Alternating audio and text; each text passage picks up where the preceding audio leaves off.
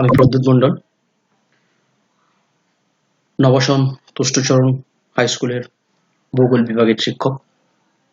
আপনাদের সবাইকে ভৌগোলিক ইউটিউব চ্যানেলে স্বাগত। এই সংকটজনক পরিস্থিতিতে আশা রাখি আপনারা সকলে বাড়িতে আছেন, সুস্থ আছেন। আজকের আমি ক্লাস 10-এর ভূগোলের প্রথম চ্যাপ্টার বহির্জাত প্রক্রিয়া ও সৃষ্ট ভূমিরূপ, এই চ্যাপ্টার থেকে হিমবাহের কাজ, মূলত ক্ষয় কাজ এবং সঞ্চয় কাজ, এর ফলে গড়ে ওঠা যে মূল ভূমিরূপগুলি রয়েছে সেই ভূমিরূপগুলি সম্পর্কে সংক্ষেপে আলোচনা করব। আমরা জানি সময় আমাদের সীমিত।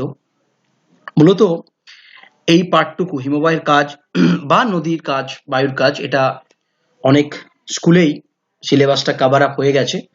তাও আজকের এই বিষয়টি নিয়ে আলোচনা করার একটা মুখ্য কারণ হচ্ছে, আমরা যে ধরনের ভূমিরূপগুলিকে ছবির মাধ্যমে, ডায়াগ্রামের মাধ্যমে আমরা বইতে পড়ি, টেক্সট বইগুলোতে মূলত, তো ছাত্রছাত্রীদের উদ্দেশ্যে আমি বলবো, যদি তোমরা এই ডায়াগ্রামগুলোর সাপেক্ষে, যদি এই ডায়াগ্রামগুলোর এই যে ভূমিরূপগুলো রিয়েল লাইফ ল্যান্ডস্কেপে, প্রকৃতপক্ষে ভূপৃষ্ঠে কেমন দেখতে হয় তার সাথে সাযুজ্য রেখে যদি তোমরা পড়ো, তাহলে সেটা তোমাদের অনেক বেশি আত্মস্থ করতে সুবিধা হবে। আমি তারই একটি ছোট্ট প্রয়াস আমার আজকের এই উপস্থাপনার মাধ্যমে তুলে ধরবো। তোমরা এটা দেখো। এখন শুরু করা যাক। মূলত আমরা কি বলছি যে হিমবাহ।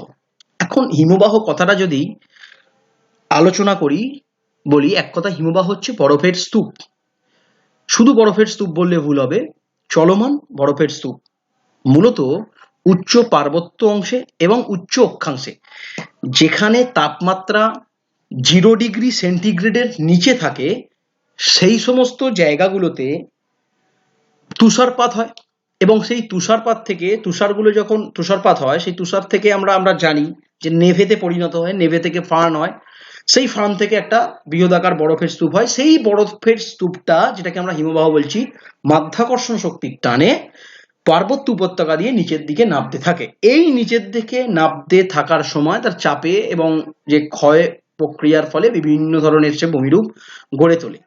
এখানে একটি উপত্যকাকে তুলে ধরা হয়েছে। ধরে নিতে হবে, এই তোমরা কার্সারটা লক্ষ্য করো এই চিত্রটির মাধ্যমে, এটা হচ্ছে সাদা অংশ, যেটা আমরা পরিষ্কার বুঝতে পারছি, এটা হচ্ছে হিমবাহের ছবি এবং এটা হিমবাহ উপত্যকা, যেখানে এটা এই উপত্যকার মধ্যে দিয়ে নিচের দিকে এরকম ভাবে আসে। এখন এই জায়গাটা লক্ষ্য করো যে হিমবাহ কি, বরফের স্তূপ বলতে বিশাল আকার। এখানে এটাই দেখানো হয়েছে, পৃষ্ঠদেশীয় অংশটা এইভাবে হিমবাহ একটা উপত্যকার উপরে বিস্তার লাভ করে। এই ছবিটা দেখলে আমরা একটা ছোট্ট পরিষ্কার ধারণা আমরা তৈরি করতে পারি। এটা একটা হিমবাহ উপত্যকার ছবি, আমরা স্পষ্টত দেখতে পাচ্ছি। এই দুধারে হিমবাহ উপত্যকার দেওয়াল রয়েছে, মাঝখানের বিস্তীর্ণ অংশটা হচ্ছে যেখানে হিমবাহ এই সঞ্চিত হতে দেখা যাচ্ছে, তুষারপাত হয়েছে, এটা হচ্ছে হিমবাহ উপত্যকা। এটাও একটা উপত্যকার ছবি। এবার এখন আমরা ক্ষয়ের যে প্রক্রিয়ার ফলে যে ভূমিরূপগুলো, আমরা সেটায় আসবো। দেখো, এটা হচ্ছে হিমবাহ। এই ছবিটা দেখলে, লক্ষ্য করলে বোঝা যাবে, এই যেদিকে অ্যারো দেয়া রয়েছে, এই দিক থেকে এই যে হিমবাহ, এটা একটা বরফের স্তূপ, এই যেটাকে হিমবাহ বলছি, এই হিমবাহ এইভাবে প্রবাহিত হয় এবং নিচে অংশে এই যে উপত্যকার যে অংশটি রয়েছে, যেটা উপত্যকার মেঝে বা উপত্যকার নিচের অংশটা, এখানে অবঘর্ষ প্রক্রিয়ার ফলে সে ক্ষয় করতে থাকে। এইভাবে এটা হিমবাহটা চলন হয়। এখন আমরা হিমবাহের ক্ষয় প্রক্রিয়ার যদি আসি, হিমবাহ মূলত আমরা জানি দুটি উপায় ক্ষয় করে থাকে। সেটা হচ্ছে 1 অবঘর্ষ, 2 উৎপাটন। এখন এই অবঘর্ষ উৎপাটন কি একটু সংক্ষেপে বলে দিই। এইটা যদি একটা হিমবাহের স্তূপ, মানে হিমবাহ হয়, বরফের স্তূপ হয়, তীর চিহ্নটা দেখলে, লক্ষ্য করলে বোঝা যাবে এই হিমবাহটা এই দিক থেকে এই দিকে প্রবাহিত হচ্ছে, এবং অর্থাৎ যেদিক থেকে যেদিকে প্রবাহিত হচ্ছে সেই প্রবাহের দিকটাই কিন্তু অবঘর্ষ প্রক্রিয়ার ফলে মসৃণ হয়, এবং তার উল্টো দিকে, অর্থাৎ হিমবাহ প্রবাহের বিপরীত দিকে এই দিক থেকে প্রবাহিত হচ্ছে। কার্সারটা লক্ষ্য করো, তীর চিহ্নটা, অ্যারোটা এই দিক থেকে প্রবাহিত হচ্ছে। এর বিপরীত দিক কোনটা? এর বিপরীত দিক হচ্ছে এই অংশটা, যেখানে উৎপাটন প্রক্রিয়ার ফলে কি হচ্ছে, শিলাখণ্ডগুলো টুকরো টুকরো হয়ে খণ্ড বিখণ্ড হয়ে যাচ্ছে, যার ফলে এরকম একটা ভূমিরূপ তোমরা বইতে পড়েছো কি তৈরি হয়, সেটা হচ্ছে রসে মোথানে। অর্থাৎ এইভাবে হিমবাহ যখন প্রবাহিত হয় তার প্রবাহের দিকটা অবঘর্ষ প্রক্রিয়ার ফলে মসৃণ এবং বিপরীত দিকটা উৎপাটন প্রক্রিয়ার ফলে অমসৃণ বা এবড়ো খেবড়ো ধরনের ভূমিরূপ তৈরি হয়, যেটাকে আমরা রসে মোতানে নামে চিনি। এখানে দেখো হিমবাহের পৃষ্ঠদেশের এখানেও ছবি দেওয়া রয়েছে। আগের ছবিটায় যদি আমরা একটু ফিরে যাই, এই ছবিটায় লক্ষ্য করে যে পৃষ্ঠদেশের ফাটল যেগুলো সমান্তরালভাবে অবস্থান করছে হিমবাহের পৃষ্ঠদেশে, এগুলোকে কি বলে? ক্রেভাসে বলে। আর এই ফাটলটাই যখন এই একেবারে পৃষ্ঠদেশ থেকে পর্বত ও উপত্যকার যে হিমবাহ উপত্যকার নিচ পর্যন্ত যদি বিস্তার করে তখন তাকে আড়াআড়িভাবে বিস্তার করলে সেটা কিন্তু বার্কসুন্ড হয়। যাই হোক, বার্কসুন্ডটা এখানে দেখানো নেই। তো এইখানে এই ফাটলগুলো সমান্তরাল যে পৃষ্ঠদেশীয় ফাটলগুলো লক্ষ্য করা যাচ্ছে, এগুলো কিন্তু সংকীর্ণ, খুব দীর্ঘ হয়, একটা খুব গভীর হয়ে থাকে এই ফাটলগুলো অনেক সময়। এইগুলো হচ্ছে দেখো এই যে সমান্তরাল ফাটলগুলো, এগুলো ক্রেভাসে। জাস্ট অ্যারোটা লক্ষ্য করো যেখানে তীর চিহ্নটা দিয়েছি আমি এখানে। এখন এই যে ব্লক ডায়াগ্রামটা আমরা এখানটায় দেখছি বা লক্ষ্য করছি, এই ব্লক ডায়াগ্রামটার মধ্যে একটা হিমবাহ উপত্যকার সামগ্রিক চিত্রকে তুলে ধরার চেষ্টা করা হয়েছে, যেখানে হিমবাহের যে ভূমিরূপগুলো আমরা কোনো মার্ক করা নেই, চিহ্নিত করা নেই। আমরা যদি ওভারঅল সামগ্রিকভাবে যদি একটা দৃষ্টিপাত বা আলোকপাত করি তাহলে বুঝতে পারবো। দেখো এইখানে যে এই লম্বা যে উপত্যকাটা, এটা যেখানে বরফ চেপে রয়েছে বা হিমবাহ রয়েছে, এটা হচ্ছে মূল উপত্যকা। তার পাশে যে উপত্যকাগুলো পার্শ্বদেশে ঝুলন্ত অবস্থায় রয়েছে, এটাকে আমরা ঝুলন্ত উপত্যকা নামে চিনি, এগুলো হচ্ছে অ্যাকচুয়ালি কি প্রকৃতপক্ষে উপহিমবাহ উপত্যকা। দেখো এই জায়গায় লক্ষ্য করো, গর্তের মতো, চামচের মতো, বেসিনের মতো একটা অবতল ভূমিরূপ, যেটা হাতল ছাড়া ডেক চেয়ারের মতো লাগছে, এটাকে কি নামে চিনি আমরা? সার্ক বা কড়ি। আবার যখন পাশাপাশি দেখো দুটো কড়ি সৃষ্টি হয়েছে, এটা একটা কড়ি, এটা একটা কড়ি, যখন এই পাশাপাশি দুটো কড়ি সৃষ্টি হয়েছে, তার মধ্যবর্তী যে পর্বতের যে দেওয়ালটা সংকীর্ণ শৈলশিরার আকারে অবস্থান করছে, যেটাকে আমরা সার্ক নামে চিনি। পরবর্তীকালে আসছি, তার ছবিতে আসছি। আবার যখন একটা পর্বতের বিভিন্ন ঢালে এরকম অনেকগুলি সার্ক একসাথে তৈরি হচ্ছে, ফলে কি হচ্ছে? পর্বতের যে চূড়াটা পিরামিডের শৃঙ্গের মতো অবস্থান করছে, যাকে আমরা পিরামিড শৃঙ্গ নামে চিনি এই অংশটা।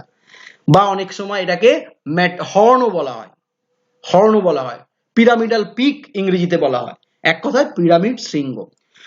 এখন আরো একটি ছবি এখানে আমরা দেখিয়েছি যেখানে ভূমিরূপগুলো চিহ্নিত করা হয়েছে, স্পষ্টতই দেখতে পাবো মূল হিমবাহ উপত্যকা, পার্শ্ববর্তী দেশে উপহিমবাহ উপত্যকাগুলি ঝুলন্ত অবস্থায় রয়েছে, হাতলছাড়া ডেক চেয়ারের মতো রয়েছে সার্ক এই অংশটুকু, এই যে হাতলছাড়া ডেক চেয়ার।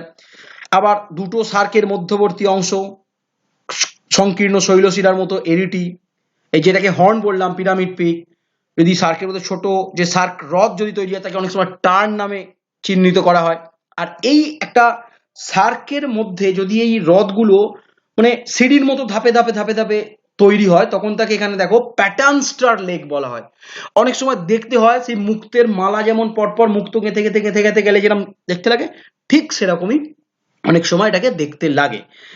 এখন এখানে একটা যে ভূমিরূপটা আমরা বলবো সার্ক, দেখো সার্ক হচ্ছে কি না, সার্ক হচ্ছে যখন হিমবাহের ক্ষয়ের ফলে যখন পর্বত উপত্যকাটা যখন একটা হাতল ছাড়া ডেক চেয়ারের মতো গর্ত অবতল আকৃতির ভূমিরূপ তৈরি হয়, তখন তাকে সার্ক বলে। এই যে সার্কের যে গঠন প্রক্রিয়াটা এখানে দেখানো হয়েছে, ধরো এই তিনটে ছবিকে যদি আমরা কম্পেয়ার করি, তুলনামূলকভাবে যদি আলোচনা করি, তাহলে স্পষ্টত আমরা সার্কের গঠন প্রক্রিয়াটা একটু পরিষ্কার হবে। দেখো এই জায়গায় এটা পর্বতের দেওয়াল, পর্বতের উপত্যকা, এখানে বরফ সঞ্চিত হয়েছে। এই অংশটায় দেখো বরফের সঞ্চয়ের পরিমাণটা আরো বেশি, হিমবাহটা আরো বড় করে বিস্তার লাভ করেছে, তার নিচের দিকে অবঘর্ষণ প্রক্রিয়ার ফলে ক্ষয় করছে, ক্ষয় করে এই যে গর্ত বেসিনের মতো জায়গাটা, এই যে গর্তের মতো জায়গাটাকে বড় করছে। পরবর্তীকালে এখানে সার্কটা পুরোপুরিভাবে কিন্তু গঠিত হয়ে যাচ্ছে। যখন এটা সার্কটা গঠিত হচ্ছে, মূলত এই পর্বতে দেখো এই যেখানে দেওয়াল ছিল, ধরো এই অংশ থেকে কিন্তু যদি অ্যারোটা লক্ষ্য করা যায়, তাহলে এই অংশ থেকে কিন্তু এই অংশে পরিণত হয়েছে। অর্থাৎ পুরো এই অংশটুকু যেখানে অ্যারোটা আমরা মার্ক করেছি, যেখানে করছি দেখো কারসারটা যেখানে সরছে, এই অংশটুকু ক্ষয়ীভূত হয়ে হিমবাহের ক্ষয়ের ফলে এই সার্ক ভূমিরূপটা তৈরি হয়েছে। অর্থাৎ এই যে উপত্যকার দেওয়ালটা আস্তে আস্তে পশ্চাৎ প্রসারণ করে, অর্থাৎ ক্ষয়ের ফলে পিছনের দিকে এটা ক্ষয়ীভূত হয়েছে হয়ে এবং নিচের অংশটুকু অবঘর্ষ প্রক্রিয়ার ফলে ক্ষয়ীভূত হয়ে এই হাতলছাড়া ডেকচিয়ারের মতো ভূমিরূপটা তৈরি হয়েছে। মূলত এই সার্কের তিনটে পার্ট আমরা থাকে, তিনটে অংশ থাকে। একটা হচ্ছে এই মস্তক দেশের খাড়া দেওয়াল, মাঝখানে থাকে বেসিনের মতো ভূমিভাগটা, আর প্রান্তভাগের চৌকাট। এটা হচ্ছে প্রান্তভাগের চৌকাট, মস্তকের খাড়া দেওয়াল, আর মধ্যবর্তী বেসিন বা অবতল ভূভাগটা থাকে। এই সার্কগুলির মধ্যে যখন হিমবাহ গলে গিয়ে জল সঞ্চিত হয়, হিমবাহ গলা জল যদি সেখানে সঞ্চিত হতে দেখা যায়, তখন তাকে বলবে সার্ক হ্রদ। কি বলবে? সার্ক হ্রদ বা করি হ্রদ। এখানে আমরা এখন সার্কের একটু ছবি লক্ষ্য করি। এই জায়গাটা পরিষ্কার ভাবে লক্ষ্য করছি। এই দেখো নিম্ন মানে নিচু ভূমিভাগ সার্ক। এটা হচ্ছে প্রকৃতপক্ষে প্রকৃত ভূপৃষ্ঠে এরকম সার্কের অবস্থান লক্ষ্য করা যায়। এখানেও দেখো এই সার্কের অবস্থান, এই জায়গাটা নিচু হাতলছাড়া ডেকচিয়ারের মতো তৈরি হয়েছে। আবার এটাও একটা বড় সার্ক, যেখানে কি পরবর্তীকালে জল জমে সার্ক হ্রদ তৈরি করেছে। এখানে অনেকগুলো সার্ক হ্রদের চিত্র আমরা স্পষ্টতই লক্ষ্য করছি একইভাবে, সার্ক হ্রদ বা করি হ্রদ। এখন এডিটি পড়বো। এডিটি কি আবারও রিপিট করি, যে পাশাপাশি দুটো যদি সার্ক তৈরি হয় তাহলে এ ক্ষয় করছে, এদিক থেকে এই সার্কটা ক্ষয়ীভূত হচ্ছে, এদিক থেকে এই সার্কটা ক্ষয়ীভূত হচ্ছে। যত বেশি ক্ষয় হচ্ছে, এদের যে মধ্যবর্তী যে পর্বতের যে দেওয়ালটা খাড়া সংকীর্ণ ভূমিভাগে একটা শৈলশিলার মতো পরিণত হচ্ছে। এই শৈলশিলা যদি খাড়া সংকীর্ণ শৈলশিলার মতো এটা ভূমিভাগটা হয়ে যায়, তখন তাকে আমরা এরিটি নামে চিহ্নিত করতে পারি। দেখো এইখানে যে চিত্রটা দেখা যাচ্ছে এটা এরিটি। এইখানে সার্ক গঠিত হয়েছে, এই জায়গায় সার্ক গঠিত হয়েছে। এই যে মাঝখানের যে সংকীর্ণ শৈলশিলার মতো খাড়া যে অংশটুকু, এটা হচ্ছে এরিটি। ঠিক এই ছবিটার সাথে এটা স্পষ্টত মিল রয়েছে। এটা হচ্ছে এরিটি। প্রকৃত ভূপৃষ্ঠে এমনই দেখতে হয়। অর্থাৎ এই জায়গায় একটি সার্ক রয়েছে, এই জায়গায় একটি সার্ক রয়েছে।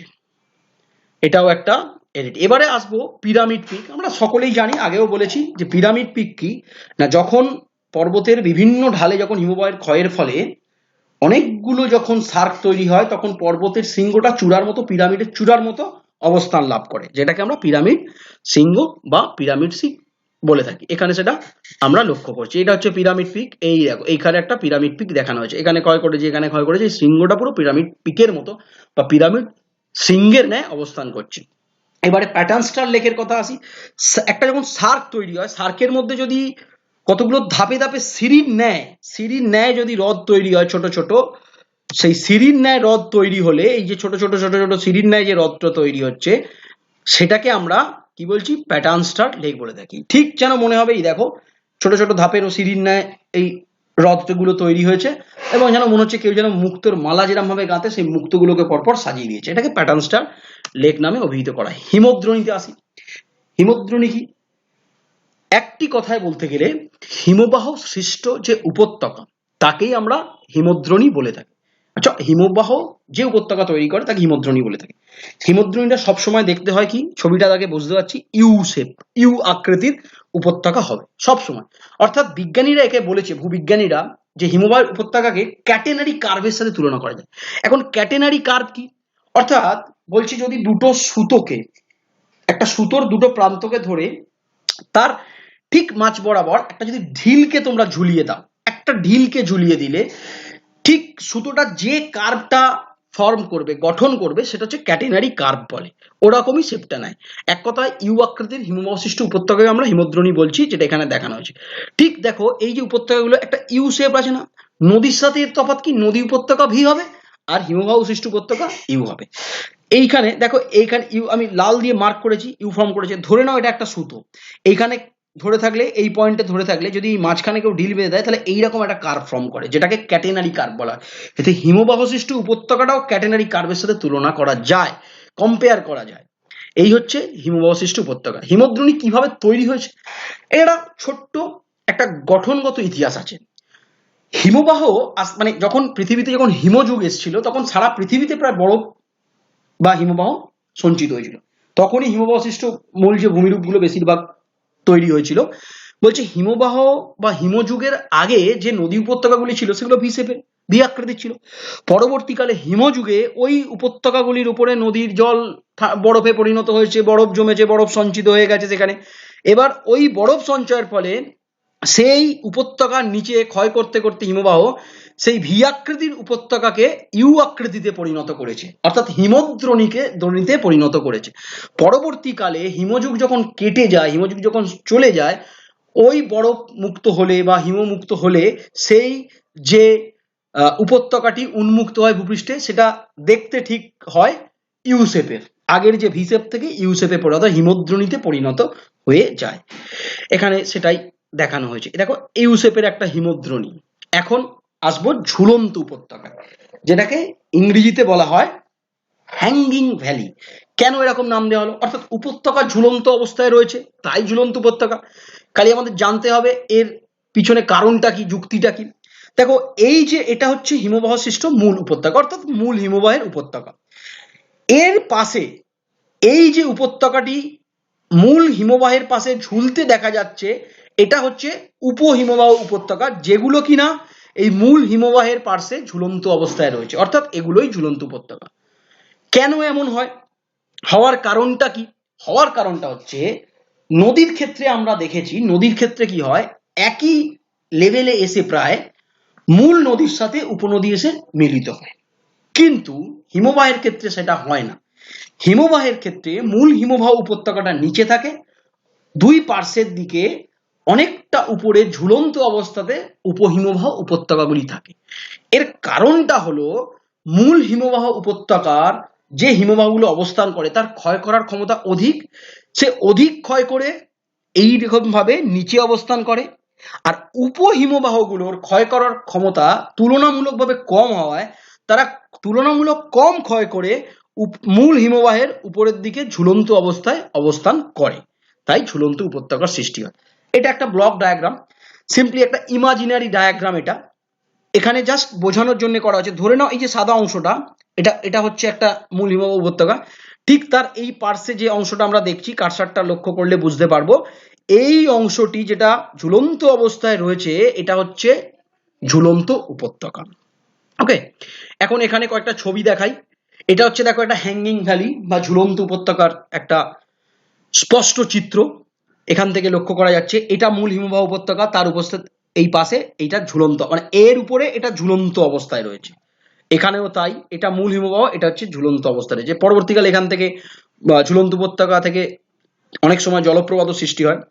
তো এটা হচ্ছে মূল উপত্যকা, তার দেখো এই পার্শ্বে এটা ঝুলন্ত অবস্থা, মানে এই উপত্যকার উপরে এই অংশ, এই উপত্যকাটা উপহিমবাহের একটা উপত্যকা, এটা মূল হিমবাহ উপত্যকা, এটা ঝুলন্ত অবস্থায় রয়েছে। এবারে আসবো কর্তিত শৈলশিরা। ছবিতে আমরা এখন যে চিত্রটি দেখছি সেটা কিন্তু কর্তিত শৈলশিরা না। যারা নদীর ভূমিরূপ পড়েছো, জেনেছো, তারা বলতে পারবে এটা হচ্ছে আবদ্ধ শৈলশিরা। এটা হচ্ছে আবদ্ধ শৈলশিরা, যাকে ইংরেজিতে বলা হয় ইন্টারলকিং স্পার। অর্থাৎ এগুলোকে স্পার বা শৈলশিরা বা ভৃগু যাই বলো না কেন, এই পাহাড়েরই অবশিষ্ট অংশগুলো, পাহাড় ঠিক বলবো না, এগুলো ভৃগু বলা ভালো বা শৈলশিরা বলা ভালো, এগুলো একটা এই ছবিতে ইন্টারলক, একে অন্যের সাথে আবদ্ধ অবস্থায় রয়েছে, মানে একটার সাথে একটা যেন জুড়ে রয়েছে, কম্প্রেসড হয়ে রয়েছে। এমনটা কেন হয়? এই যে এই ভূমিরূপটা অর্থাৎ ইন্টারলকিং স্পার বা আবদ্ধ শৈলশিরা কিন্তু একমাত্র নদীর ক্ষেত্রে, ভূমিরূপের ক্ষেত্রে পার্বত্য অঞ্চলে দেখতে পাওয়া যায়। অর্থাৎ পার্বত্য অঞ্চলে যদি আমরা যে দিক থেকে নদীটা বয়ে আসে, আমরা যদি সেই দিকে মুখ করে দাঁড়াই, অর্থাৎ যদি কোনো কেউ এই জায়গায় দাঁড়ালো, মানে এই সামনের দিকটা পিছন করে যেদিক থেকে নদীটা আসছে, অর্থাৎ এই দিক থেকে নদীটা আসছে, এই দিকে যদি মুখ করে দাঁড়ায়, সে কিন্তু নদীটা দেখতে পাবে না, নদীর উৎসটা দেখতে পাবে না। কারণটা কি? কারণ দেখো এই প্রবাহ পথটা দেখতে পাচ্ছে কিন্তু তার সামনের অংশটা দেখতে পাচ্ছে না। কেন? কারণ তার সামনের অংশে এই যে শৈলশিরাটা রয়েছে সেটা আবদ্ধ অবস্থা রয়েছে। অর্থাৎ নদীর গতিপথে যদি কোনো শৈলশিরা অবস্থান করে, নদী তাকে ক্ষয় করতে পারে না, নদী তাকে পাশ কাটিয়ে আস্তে আস্তে আস্তে আস্তে চলে আসে। এটা হয় ইন্টারলকিং স্পার। কিন্তু যদি এটা হিমবাহের প্রভাবপাতে কোনো এইরকম শৈলশিরা বা স্পার অবস্থান করে, তাহলে হিমবাহের ক্ষয় ক্ষমতা অধিক হওয়ার জন্য সেই শৈলশিরার আবদ্ধ অংশগুলি বা আবদ্ধ শৈলশিরাগুলিকে কেটে কর্তন করে সামনের দিকে অগ্রসর হয়, তখন গড়ে ওঠে কর্তিত শৈলশিরা। কর্তন করছে বা কাটছে বলেই কর্তিত শৈলশিরা। এই ছবিটা দেখো, এখানে মনে হচ্ছে পর্বতের যে এই যে ভৃগুগুলো, শৈলশিলাগুলো এর বর্ধিত অংশ ছিল, মনে হচ্ছে না কেউ কেটে ক্ষয় করে বেরিয়ে এসছে, এটা কিন্তু হিমবাহই করেছে। অর্থাৎ যখন কেটে ক্ষয় করে স্পারগুলোকে বা শৈলশিলাগুলোকে, প্রবাহ পথে থাকা শৈলশিলাকে যদি কেটে ক্ষয় করে অগ্রসর হয় হিমবাহ, তাহলে তখন কর্তিত স্পার বা কর্তিত শৈলশিলা গড়ে ওঠে, যেটাকে ইংরেজিতে বলা হয় ট্রাঙ্কেটেড স্পার। কি বলা হয়? Truncated spare. এই হচ্ছে দেখো, এগুলো কিন্তু আবদ্ধ শৈলশিলা, এই ছবিটা দেখানো হয়েছে, সব আবদ্ধ অবস্থায় রয়েছে, আর এইটা হচ্ছে কিন্তু ট্রাঙ্কেটেড স্পার বা কর্তিত শৈলশিলা। শেষ যে ভূমিরূপটা জানবো সেটা হচ্ছে কি ফিয়র্ড। ফিয়র্ড কি? মূলত উচ্চ অক্ষাংশের সমুদ্র উপকূলে, অর্থাৎ সমুদ্রের তীরবর্তী যে উপকূল ভাগ রয়েছে, সেখানে আংশিক ডুবে থাকা হিমবাহ উপত্যকাকে, যদি ডুবে থাকে জলের মধ্যে, সেটা যেহেতু উপকূল ভাগে, তখন তাকে বলবে সেই আংশিকভাবে ডুবে থাকা হিমবাহ উপত্যকাগুলোকে ফিয়র্ড বলা হয়। এই ফিয়র্ডগুলি মূলত সরল রৈখিক, মানে লম্বাকৃতির হয়, ঠিক আছে, এবং সুগভীর চওড়া তলদেশ যুক্ত হয়। নরওয়েকে বলা হয় ল্যান্ড অফ ফিয়র্ডস, কারণ এখানে প্রচুর ফিয়র্ডস রয়েছে। তাও এখানে একটা ছোট্ট তথ্য বলে রাখি, মূলত স্ক্যান্ডিনেভিয়ার যে দেশগুলো, স্ক্যান্ডিনেভিয়ান কান্ট্রিগুলোতে এরকম প্রচুর ফিয়র্ড রয়েছে, নরওয়েতে রয়েছে, সুইডেনে রয়েছে, এরকম প্রচুর কিন্তু ফিয়র্ড লক্ষ্য করা যায়। এবারে চলে আসবো কি হিমবাহের সঞ্চয় কাজ। যে কোনো ভূমিরূপী যেমন ক্ষয় করে তেমন সঞ্চয়ও করে, অর্থাৎ যে কোনো ভূমিরূপ প্রক্রিয়া, ভূমিরূপ নয়, যে কোনো ভূমিরূপ প্রক্রিয়াগুলি, অর্থাৎ নদী, হিমবাহ, বায়ু, সবাই কিন্তু ক্ষয় যেমন করে, সঞ্চয়ও কিছু কিছু করে। তো হিমবাহ সেরকম সঞ্চয় করে। হিমবাহের সঞ্চয়টাকে আমরা দুটো ভাগে ছোট্ট করে ভাগ করে নিয়ে আলোচনা করলে সুবিধা হবে। কেন? একটা হচ্ছে হিমবাহের মূল যে সঞ্চয়, সেটা হচ্ছে গ্রাবরেখা, আর বিশেষ কতগুলো গ্রাবরেখা বাদ দিয়ে যে ভূমিরূপগুলি গড়ে ওঠে, সেটা হিমবাহ একা সঞ্চয় করে না, হিমবাহ থাকে এবং তার সাথে হিমবাহ গলা জলও কিন্তু তার সাথে লক্ষ্য করা যায়। অর্থাৎ শুধু হিমবাহ গ্রাবরেখার সঞ্চয় করে এবং তার সাথে হিমবাহ গলা জল এবং হিমবাহ সম্মিলিতভাবে কিছু সঞ্চয়জাত ভূমিরূপ করে তোলে। প্রথমে আসি গ্রাবরেখা। গ্রাবরেখা কি? হিমবাহের প্রবাহের সময় যখন প্রবাহ হয়, হিমবাহ বাহিত বিভিন্ন প্রকার নুড়ি, পাথর, বালি ইত্যাদি হিমবাহ উপত্যকার দুপাশে বা উপত্যকার চত্বরে সঞ্চিত হয়, এবং সেই সঞ্চয়গুলো হয় কিন্তু অসমসত্বভাবে। অর্থাৎ যদি হিমবাহ উপত্যকার বিভিন্ন জায়গায় হিমবাহের ক্ষয় করা শিলা, নুড়িখণ্ড, পলি, বালি এগুলো সঞ্চিত হয় অসমসত্বভাবে, সেগুলোকে বলা হয় কি গ্রাবরেখা। অর্থাৎ গ্রাবরেখা কিন্তু এক কথায় শিলা বজ্র, যেগুলো সেই ক্ষয় করে হিমবাহ আনে, সেগুলো যদি সঞ্চিত হয় উপত্যকার বিভিন্ন অংশে, পার্শ্বদেশে হতে পারে, ভূমিভাগে হতে পারে, সেইটাকে আমরা বলবো কি গ্রাবরেখা। এবার এই গ্রাবরেখা হচ্ছে হিমবাহের মূল সঞ্চয় কার্যের ফলে গড়ে ওঠা ভূমিরূপ।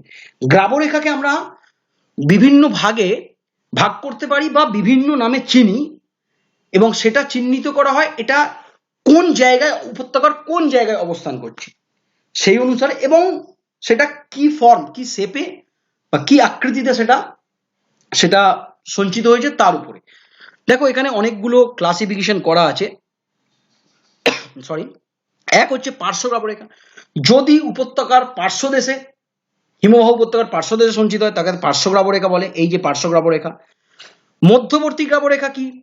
মধ্যবর্তী গ্রাবরেখা হচ্ছে, ধরো দুটো হিমবাহ যদি পাশাপাশি অবস্থান করে, তাহলে এই হিমবাহটা একটা হিমবাহ, এই হিমবাহের একটা প্রবাহপথ, অর্থাৎ এই পাশাপাশি অবস্থান করা হিমবাহের যে পার্শ্ববর্তী গ্রাবরেখা, অর্থাৎ এই হিমবাহটার যে গ্রাবরেখা সেটা এখানে সঞ্চিত হবে।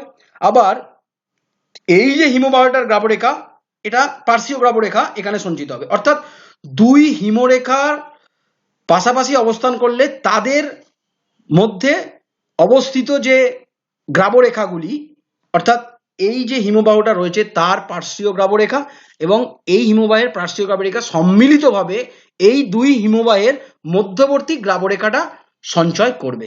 অর্থাৎ দুটো হিমবাহের প্রবাহপথের মাঝখানে বা মধ্যবর্তী অংশে যদি গ্রাবরেখার সঞ্চয় দেখা যায়, তখন তাকে মধ্যবর্তী গ্রাবরেখা বলে। প্রান্তীয় ভাগে যদি সেটা হয়, প্রান্তীয় গ্রাবরেখা। ভূমিতে হলে ভূমি গ্রাবরেখা। যদি এটা অবিন্যস্ত ভাবে হয়, কোনো বিন্যাস নেই, তাহলে তাকে অবিন্যস্ত গ্রাবরেখা বলে। অনেক সময় আবার এখানে দেখানো নেই, যদি বলয় আকারে হয় তাকে বলয়ধর্মী গ্রাবরেখাও অনেক সময় বলা হয়। আবার রোজেন গ্রাবরেখা রয়েছে, গ্রাবরেখা একে অপরের উপরে সঞ্চিত হলে তাকে রোজেন গ্রাবরেখা বলা হয়। এবং সমুদ্রে যে সঞ্চিত গ্রাবরেখার স্তর দেখা যায় তাকে আমরা স্তরায়িত গ্রাবরেখা নামে চিনি। এবারে আমরা যে পরবর্তী ভূমিরূপগুলো পড়ব, অন্যান্য যে ভূমিরূপগুলো রয়েছে সেটা হচ্ছে মূলত হিমরেখার নিচে, অর্থাৎ যেখানে যে রেখার উপরে হিমবাহটা থাকে আর যার নিচে হিমবাহটা গলে যায়, হিমরেখার নিচে পর্বতের পাদদেশীয় অংশে কি হয়, এই পর্বতের পাদদেশীয় অংশে হিমবাহের যে ক্ষয় করা বিভিন্ন শিলাখণ্ড, নুড়ি, বালি, পলি এগুলো এবং হিমবাহ গলার জল থেকে সম্মিলিতভাবে কতগুলো ভূমিরূপ তৈরি করে। অর্থাৎ এটা একটা বিভিন্ন ভূমিরূপের সমন্বয় আমরা বলতে পারি। মূলত কোথায়, এই পর্বতে হিমরেখার নিচে পর্বতের পাদদেশীয় অংশে করে থাকে, যেটা কিনা শুধু হিমবাহ নয়, হিমবাহের ফলে এবং হিমবাহের গলা জল থেকে সম্মিলিতভাবে সেই ভূমিরূপগুলিকে গড়ে তোলে। এখন প্রশ্ন হচ্ছে এখানে কি কি ভূমিরূপ গড়ে তোলে। যে ভূমিরূপগুলি গড়ে তোলে সেগুলো হচ্ছে মূলত এই যে হিমরেখার নিচে বা পর্বতের পাদদেশে হিমবাহ গলতে শুরু করে, তাই হিমবাহ বাহিত যে নুড়ি, পাথর, বালি ইত্যাদি জল প্রবাহ দ্বারা, যে গলে যাওয়ার ফলে যে জলটা উৎপন্ন হয় সেই জল প্রবাহ দ্বারা সেগুলো কি হয়, নতুন ভাবে একটা পাদদেশীয় অংশে সেটা সঞ্চিত হয় বা সঞ্চয় হতে সেটা দেখা যায়। এবং এই যে সঞ্চয়টা গড়ে ওঠে সেটা প্রান্তীয় ভাগে যেখানে বরফ গলে গিয়ে যে নুড়ি পাথরগুলো চারিদিকে ছড়িয়ে পড়ে বিভিন্ন আকার অনুযায়ী সজ্জিত হয়ে পড়ে, অর্থাৎ বড় আকারের যে শিলাখণ্ডগুলো সামনের দিকে অর্থাৎ একেবারেই পাদদেশে, এবং ছোট ছোট যে নুড়ি বা শিলাখণ্ডগুলো সেটা কিছুটা দূরে যায়, ছোট হওয়ার জন্য অনেক দূরে গিয়ে সঞ্চিত হতে থাকে। তাহলে এই যে সামগ্রিকভাবে শিলাখণ্ডটা আকৃতি অনুযায়ী সঞ্চিত হয় পর্বতের পাদদেশে, এটাকে বলে আউটওয়াশ প্লেন বা বহির্বিধৌত সমভূমি, যেটা হিমবাহ এবং হিমবাহ গলা জলের ফলে গড়ে ওঠা মূল সঞ্চিত ভূমিরূপ, সঞ্চয়জাত ভূমিরূপ। এই সামগ্রিকভাবে আউটওয়াশ প্লেনের উপরেই আরো কতগুলি ভূমিরূপ, যেমন হচ্ছে এস্কার, ডামলিন, কেম, কেটেল, কেটেল হ্রদ, এরকম বিভিন্ন ধরনের ছোট ছোট ভূমিরূপগুলি গড়ে ওঠে। এখন এখানে যেটা দেখাবো সেটা হচ্ছে প্রথম যে ভূমিরূপটা কেটেল ও কেটেল হ্রদ। কেটেল হ্রদটা কি? কেটেল হ্রদ হচ্ছে এই যে বহির্বিধৌত সমভূমি গড়ে ওঠে, যেখানে নুড়ি, পাথর, বালিগুলো বিভিন্ন আকার অনুযায়ী সঞ্চিত হয়, এখানে এই বহির্বিধৌত সমভূমিতে মাঝে মাঝে কি হয়, ছোট ছোট বরফের যে টুকরোগুলো, এটা ধরো বরফ এইখানে দেখানো হচ্ছে, সেটা কি হয় ওই নুড়ি, পাথর, বালির মধ্যে চাপা পড়ে থাকে। সেই বরফের চাপে কি হয়, সেই বহির্বিধৌত সমভূমিতে একটা গর্তের সৃষ্টি হয়, যেটাকে আমরা কেটেল বলি। আবার এই কেটেল যে গর্ত সৃষ্টি হচ্ছে সেখানে যদি হিমবাহটা গলে গিয়ে জল সঞ্চিত হয়, জল যদি জমে যায়, তখন তাকে আমরা বলি কেটেল হ্রদ। এখানে দেখো, এখানে কেটেল, এইটা হিমবাহ, এই যে বরফের টুকরো, বহির্বিধৌত সমভূমি এটা, এখানে বরফের টুকরোটা সঞ্চিত হচ্ছে, এইগুলো সঞ্চিত হচ্ছে হওয়ার ফলে এরকম গর্ত সৃষ্টি হয়, সেখানে যদি জলটা জমে যায় সেই হিমবাহটা গলে গিয়ে তখন তাকে বলবে কেটেল হ্রদ। এই হলো কেটেল ও কেটেল হ্রদ। এইখানে একটা মানে প্রকৃত ভূমিরূপের উপরে যে কেটেল হ্রদের অবস্থানটা দেখেছি। আর ড্রামলিন কি? এই বহির্বিধৌত সমভূমিতে কি হয়, এই পর্বতের পাদদেশে হিমবাহবাহিত শিলাখণ্ড বা টিল সঞ্চিত হয়ে যদি ওল্টানো নৌকার মতো এরকম দেখতে হয়, ঠিক যেন ওল্টানো নৌকা, তখন তাকে আমরা ড্রামলিন নামে চিনি। এটা হচ্ছে প্রকৃত ভূমিপৃষ্ঠে একটি ভূমিরূপের উপরে একটি ড্রামলিন। ঠিক যেন দেখো ড্রামলিনটা কিরকম, যেন একটা উল্টানো নৌকা, দেখলে মনে হবে এটাকে একটা উল্টানো নৌকার মতো রয়েছে। এবারে যে ভূমিরূপটা পড়বো, আঁকামাকা এই যে শৈলশিলার মতো যে ভূমিরূপটা দেখতে পাচ্ছি, এটার নাম হচ্ছে এস্কার। এস্কার কি না, হিমবাহের সাহায্যে বিভিন্ন আকারের যে শিলাখণ্ড, নুড়ি, বালি, কর্দম, এগুলো কি হয়, যে হিমবাহ গলার জলটা তৈরি হয় সেখানে একটা জলস্রোত তৈরি হয়, সেই পলি, বালি, শিলাখণ্ডগুলোর উপর দিয়ে যখন জলের স্রোতটা তৈরি হয়, সেই স্রোতের অভিমুখে, স্রোতের মতো করে সেই শিলা মানে খণ্ডগুলো বা নুড়ি, বালিগুলো একটা আঁকামাকা শৈলশিলার মতো ভূমিরূপ গঠন করে। এইভাবে মানে ধরো সেই শৈল, যেগুলো নুড়ি, বালি, পলি, শিলাখণ্ড পড়ে আছে, তার উপর দিয়ে জলপ্রবাহ তৈরি হওয়ার ফলে সেই জলস্রোতের প্রবাহ অনুসারেই শৈলশিলাটা আঁকাবাঁকা একটা ছোট শৈলশিলা যদি ফর্ম করে যায়, গঠন করে যায়, তখন তাকে আমরা বলি এস্কার।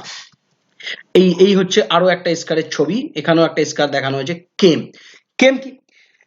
কেম হচ্ছে হিমবাহের প্রান্তীয় অঞ্চলে আর কি, ঠিক আছে, বহির্বিধৌত সমভূমির মাঝে কোনো হ্রদের মধ্যে হিমবাহের সঞ্চয়ের ফলে, যদি ওই হিমবাহের সঞ্চয় বলতে হিমবাহের ক্ষয় করে আসা পদার্থগুলো যদি ওই বালি পলিগুলো সঞ্চিত হয়ে যদি ত্রিকোণাকার, এরকম ত্রিকোণাকার বদ্বীপের আকারে কোনো ভূমিরূপ দেখা যায়, তখন তাকে কেম বলে। আবার এই যে ছোট জলপ্রবাহ সৃষ্টি হয় বহির্বিধৌত সমভূমিতে, তার দুপাশে যদি পরপর কেম সৃষ্টি হয় তাহলে লাগে মঞ্চের মতো, সেই নদীতে যেমন মঞ্চ দেখা যায় এখানেও সেই মঞ্চের মতো সৃষ্টি হয়, একে বলে কেম মঞ্চ। অথবা অনেক ভূবিজ্ঞানী বলছেন যে একটি কেমের উপরে আরো একটি কেম যদি সঞ্চিত হয় তখন সেটাও সিঁড়ি বা ধাপের ন্যায় দেখা যায় বলে তাকেও অনেক সময় কেম মঞ্চ বলা হয়। এখানে দেখো, এখানে একটা ছোট কেম, এখানে একটা ছোট কেম, এই একটা প্রবাহ রয়েছে, জলপ্রবাহ, তার দুপাশে, এটাকে কেম মঞ্চ বলে চিহ্নিত করা হয়, এই যে কেম মঞ্চ। শেষ যে ভূমিরূপটায় আমরা একদম শেষে চলে এসেছি সেটা হচ্ছে টিল ও বোল্ডার ক্লে। এটা কি? বোল্ডার ক্লেটা কি, টিলটা কি? এখানে স্পষ্টত একটু বলে দেওয়া যাক যে হিমবাহের কার্যের ফলে, মানে মূলত সঞ্চয় কার্যের ফলে যে বিশাল আকৃতির যদি কোনো প্রস্তরখণ্ড যদি সঞ্চিত হয় তখন তাকে আমরা বলবো আগামুখ, এখানে সেটা মেনশন করা নেই, বড় আকারের হলে। এছাড়া যদি বালি, কাদা, পলি, প্রস্তরখণ্ড, যেটা আমরা এখানে দেখছি আর কি, ছোট ছোট প্রস্তরখণ্ড, কাদা, বালি, পলি একত্রে সঞ্চিত হয় তখন তাকে আমরা বোল্ডার ক্লে নামে চিনি। কি নামে চিনি? Boulder clay. এই হচ্ছে মোটামুটি হিমবাহ সৃষ্ট, হিমবাহের ক্ষয় এবং সঞ্চয়ের ফলে সৃষ্ট বিভিন্ন ভূমিরূপগুলি। আশা করি এটার দ্বারা ছাত্ররা কিছুটা বুঝতে পারবে, বুঝতে পেরেছো। এই ডেমনস্ট্রেশনটার সাথে তোমরা বই মিলিয়ে পড়ার চেষ্টা করবে। যদি কারোর কোনো প্রশ্ন থাকে তাহলে এখানে দেওয়া আমার ফোন নাম্বারে সরাসরি যোগাযোগ করে, হোয়াটসঅ্যাপ করে হোক, ফোন করে হোক প্রশ্ন করতে পারো, আমি তার যথাযোগ্য উত্তর দেওয়ার চেষ্টা করব। সকলকে আরো একবার ধন্যবাদ জানিয়ে আমি আজকে আমার এই উপস্থাপনাটি